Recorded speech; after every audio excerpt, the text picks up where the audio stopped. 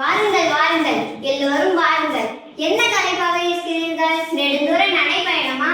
ஆமாம் மரமே. ஐயோ பாவம், சற்று என் நிழலில் அமர்ந்து இளைப்பாருங்கள். ஆமாம், சாப்பிட்டீர்களா? சாப்பிட்டோம். நெடுந்தூரம் நடந்து வந்ததால் பசி வந்துவிட்டது. கவலை விடுங்கள், நான் உங்களின் பசியை ஆற்றுகிறேன். மரம் தன்னை வேகமாக அசைத்துக் கொண்டு பழங்களை தந்தது.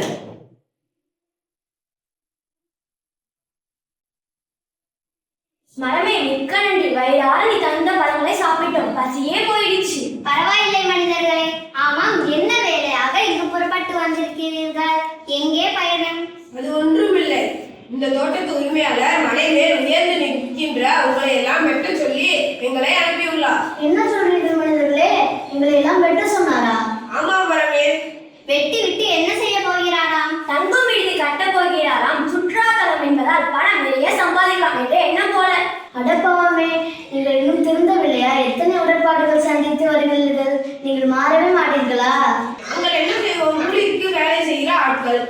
அதோ தோட்டத்து உரிமையாளரே வருகிறாரே, நீ அவரிடம் நியாயம் கேள். என்னப்பா, இன்னும் வேலை எல்லாம் ஆரம்பிக்கலையா? மரம் ஏதோ சொல்லுது. என்ன சொல்லுது மரம்? என்ன மரமே, என்ன சொல்ற? ஐயா உரிமையாளரே, எங்களை எல்லாம் வெட்டி விட்டு தங்கும் விடுதி கட்ட போகிறீர்களா? ஆமா. நீ கட்டும் தங்கும் விடுதி நிலையாக இருக்காது, தெரிந்து கொள். என்ன மரமே, சாமி விடுகிறாயா? சாமி விட நாங்கள் ஒன்றும் மனிதர்கள் அல்ல, உண்மையைத்தான் சொல்கிறேன். உண்மையா? என்ன உண்மை? இப்பொழுதெல்லாம் எங்கு பார்த்தாலும் மேக வெடிப்பு வருகிறது. என்ன காரணம் என்று தெரியுமா?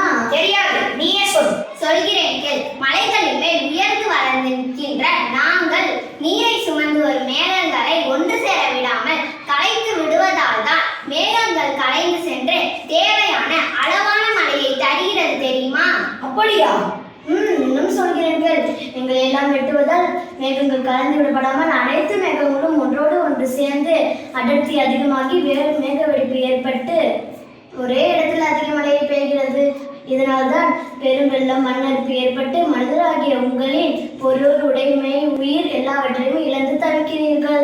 இதனால்தான் சொன்னேன், நீ கட்டும் தங்கும் விடுதி நிலையாக இருக்காது என்று.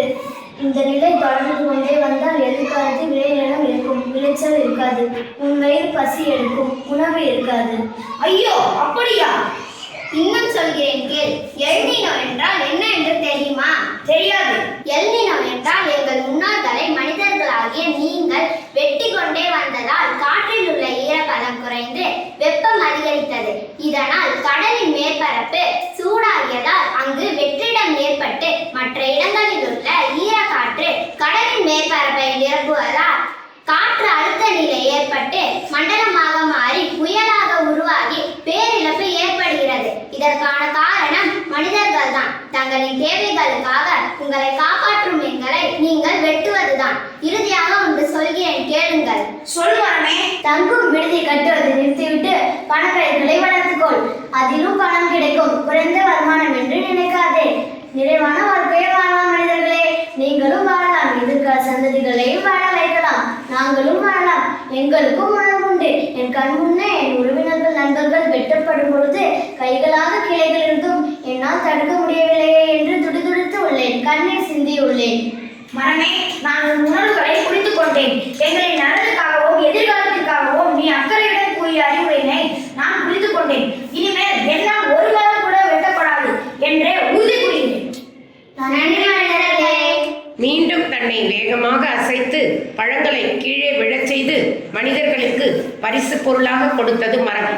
மனிதர்களும் அதை எடுத்துக்கொண்டு நன்றி கூறி விடை பெற்றனர்.